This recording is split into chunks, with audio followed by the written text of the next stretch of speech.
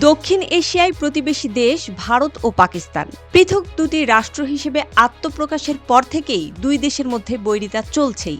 অনেকের কাছে চিরশত্রুর তকমাও পেয়েছে দিল্লি ইসলামাবাদ। সীমান্তে নিয়মিত সংঘাতের পাশাপাশি একাধিকবার বড় ধরনের যুদ্ধেও জড়িয়েছে দেশ দুটি। সংঘাতের মূল কারণ কাশ্মীর।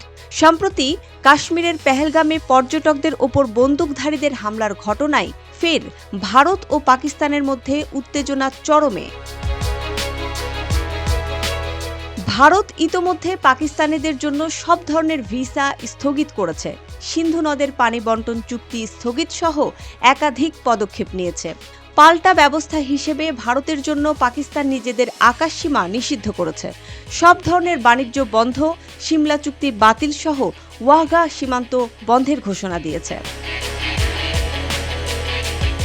বিশ্লেষকদের ধারণা, দুপক্ষের পাল্টাপাল্টি কঠোর পদক্ষেপের কারণে ফের যুদ্ধ বাধতে পারে। বিশেষ করে সিন্ধু নদের পানি বণ্টন চুক্তি স্থগিত করায় উত্তেজনা পরিপূর্ণ হয়ে উঠেছে।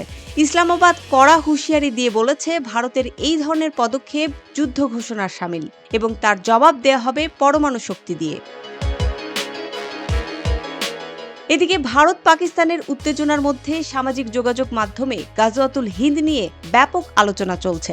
অনেকে লিখেছেন, ইসলামাবাদের উত্তেজনা গাজওয়াতুল হিন্দের দিকে যাচ্ছে। একজন লিখেছেন, পারিপার্শ্বিক অবস্থা বর্তমানে যে কোনো সময়ের চেয়ে বেশি খারাপ। ভারত পাকিস্তানের মধ্যে যে কোনো সময় যুদ্ধের তীব্রতা বাড়তে পারে। এতেই বোঝা যায় সামনেই হয়তো গাজওয়াতুল হিন্দের দেখা মিলবে। নেটিজেনদের অনেকে লিখেছেন, আসছে গাজওয়াতুল হিন্দ, সবাই প্রস্তুত তো?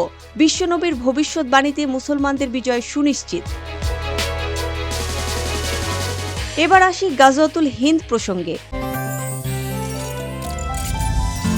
গাজী গ্যাস স্টোভ রান্নায় আনে শিল্পের ছোঁয়া। ইসলামের সর্বশেষ নবী হযরত মুহাম্মদ সাল্লাল্লাহু আলাইহি ওয়াসাল্লামের ভবিষ্যৎবাণী, যেখানে উল্লেখ আছে ভারতীয় উপমহাদেশে মুসলিম ও অমুসলিমদের মধ্যে একটি যুদ্ধ সংঘটিত হবে, যাতে মুসলমানদের বিজয় হবে। নবীর সাহাবী হযরত আবু হুরায়রা রাদিয়াল্লাহু আনহু বলেছেন, রাসূলুল্লাহ সাল্লাল্লাহু আলাইহি ওয়াসাল্লাম আমাদেরকে হিন্দুস্তানের জিহাদ প্রসঙ্গে প্রতিশ্রুতি দিয়েছেন। যদি আমি সেই জিহাদ পেয়ে যাই, তাহলে আমি আমার জান মাল সবকিছু তাতে ব্যয় করব। এতে যদি আমি শাহাদত বরণ করি, তাহলে আমি হব সর্বশ্রেষ্ঠ শহীদ। আর যদি গাজী হয়ে ফিরে আসি, তাহলে আমি হব জাহান্নামের আগুন থেকে মুক্তিপ্রাপ্ত। গাজওয়াতুল হিন্দ প্রসঙ্গে জনপ্রিয় YouTube content creator Pinaki Bhattacharya ইতিমধ্যে একটি ভিডিও পোস্ট করেছেন। যে ভিডিওর শিরোনামে তিনি দিয়েছেন, শুরু হয়ে গেছে গাজওয়াতুল হিন্দ, এবং ব্যাখ্যা হিসেবে জানিয়েছেন, ভারতের মোদী সরকার যখন থেকে ভারতের ক্ষমতায় এসেছে, তখন থেকে গাজওয়াতুল হিন্দের পরিবেশ তৈরি হয়ে গেছে। ভারতের ৩০০ বছরের পুরনো বাবরি মসজিদ ভেঙে ফেলে রাম মন্দির নির্মাণ করা, ভারতের মুসলমানদের ওপর অমানবিক নির্যাতন করা, এই সবই গাজওয়াতুল হিন্দ সংঘটিত হওয়ার আগাম বার্তায় ছিল।